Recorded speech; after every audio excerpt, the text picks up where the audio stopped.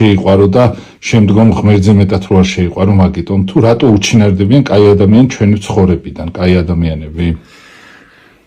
გიორგი გონიერი ადამიანი კაი ადამიანს კაი მეგობარს თუ იმას არ დაკარგავს და რო ამბობენ რომ უფალი რატო უშვებს უფალი აერთიანებს ეშმაკი ყოფს ჩვენ უნდა ვიზრუნოთ რომ ჩვენ ერთნი ვიყოთ უფლის კალთის ქვეშ ასე რომ მით უმეტეს თუ ის კაი ადამიანია და თუ ის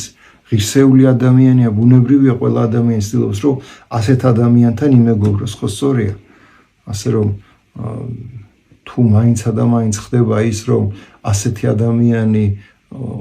იკარგება ჩვენ მაქსიმალურად უნდა ვილოცოთ მისთვის არ უნდა დაიკარგოს ჩვენ გულიდან ჩვენ მეხსიერებიდან არ უნდა დაიკარგოს და ჩვენ ვილოცოთ და უფალი ხო ყოვლის მხედველია და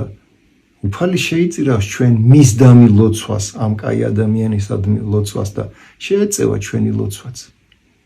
იცი რატო მამა ხშირად ხდება ხოლმე რომ კაი მეგობრობას ვერი მტერი უჩდება ხოლმე და მე შუალედში ისეთ რაღაცებს გარბიანებენ ერთმანეთს აკარგინებენ ხოლმე კი ეგ ეშმაკის ესე თქვათ ცნობილი ხერხია რა ხერხია რომ როდესაც ორი მეგობარი რაღაცის გამო დაუპირისპირდება ერთმანეთს და ის პირველ სადანაშაულს პირველი მეორე სადანაშაულს ამ დროს მათ ავიწყდებათ რომ თავარი დირიჟორი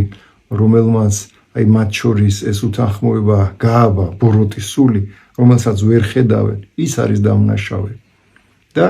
მანააგო მათ პატივმოყვარეობაზე მოუთმენლობაზე ეს კონფლიქტი